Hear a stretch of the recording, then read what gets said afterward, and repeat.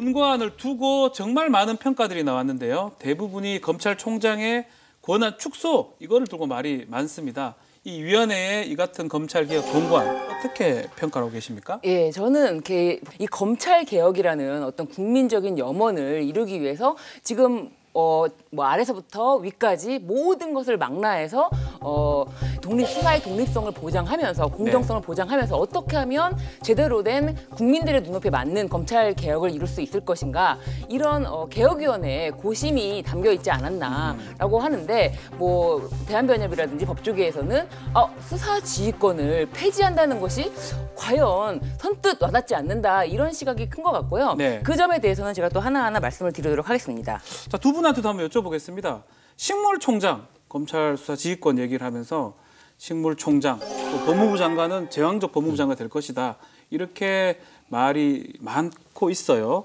정말 식물총장이 된다고 생각됩니까? 네, 뭐 이 제목은 사실은 법무검찰개혁위원회인데 사실 지금 이번에 발표한 공고안을 보면 사실상 검찰 개혁이 아니라 그냥 검찰총장의 권한만을 축소시키는 안이다. 지금 뭐 4가지 핵심 내용이 발표되는데 이대로라면 앞으로는 검사 출신이 아닌 비검사 출신 중에서 법무부 장관의 입맛에 맞는 사람을 검찰총장으로 앉히고 그다음에 인사위원회 자체도 이제 요식행위를 거쳐서 인사권을 갖다가 법무부 장관이 행사를 하고 이후에 정권이나 권력에 관한 수사에 대해서는 법무부 장관이 다 일일이 지휘할 수밖에 없어서 사실상 총장 자체를 패싱하게 되는 실무총장을 만드는 안이다 이렇게 봅니다. 그래요. 검찰총장의 권한 분산 이 부분은 예전부터 얘기가 나왔던 부분이고요. 네.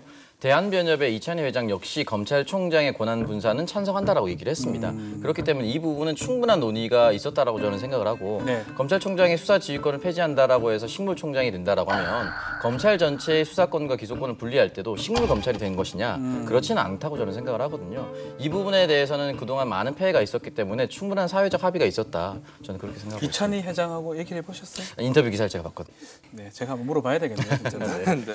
한편에서는 지금 이 시점에 권고안이 나온 배경이 좀 말이 많아요. 추미애 장관하고 윤석열 총장 갈등이 지금 심하기 때문에 혹시라도 법무부 장관한테 노골적으로 힘을 실어주기 위한 것이 아니냐라는 말이 나오는데 이건 어떻게 보십니까? 네, 이 부분이 만약에 이제 시점을 의심하기 위해서라면은 검찰개혁위원회가 최근에 만들어져서 급하게 권고안을 내놨어야 됩니다. 네. 근데 법무검찰개혁위원회는 문재인 정권 탄생과 함께 같이 시작을 했고요.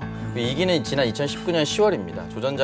조국 전 장관이 있을 때 2기가 출범해서 그 팀이 지금까지 같이 오고 있는 것이거든요. 김남준 위원장이 인터뷰를 다 남겼어요. 그러니까 공수처 설치라든지 검경 수사권 결정이라든지 이런 건 입법부, 국회 차원에서 할 수 있는 일이고 국회 차원이 아닌 행정의 영역의 일을 우리가 하겠다라고 얘기를 했거든요. 핵심적인 검찰개혁안은 공수처 신설, 검경 수사권 조정으로 정리되고 있습니다. 실사 구시의 관점에서 입법 과정을 통하지 않고도 검찰개혁의 목적을 달성할 수 있는 생생한 개혁 과제를 발굴하는 목적에 기여할 수 있을 것입니다. 그 속에 인사개혁위원회라든지 검찰총장의 수사지휘권 폐지라든지 모두 가이드라인이 이미 나와 있었던 상태입니다. 네. 추미애 장관은 언젠가는 이 임기가 끝나고요. 윤석열 총장도 임기가 정해져 있기 때문에 언젠가는 끝납니다. 그렇다면 이 권고안을 이 두 사람만의 갈등 때문에 만들었다라고 얘기하기에는 사실상 오랫동안 지속된 것이다.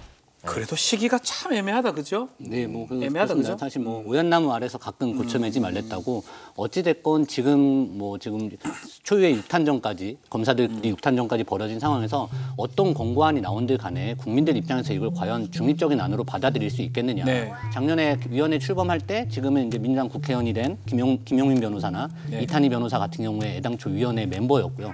그때부터 사실은 기본적으로 성향이나 방향성에 대해서 이미 다 완료가 방향은 정해져 있었고 당시에 지난해 10월에도 이미 검찰 직접 수사 축소를 주요 내용으로 하는 권고안을 발표했는데 그때도 조국 법무부 장관이 당시 기다렸다는 듯이 적극 수용하겠다라고 얘기를 했습니다. 근데 이번에도 권고안이 발표되자마자 또 바로 다음 날 당정청에서 권력기관 개혁을 위한 당정청 협의회를 열었거든요. 네. 그러니까 이런 것들이 어떤 큰 흐름 속에서 일관성을 가지고서 미리 계획된 각본대로 좀 진행되고 있다는 의심은 지울 수가 없습니다.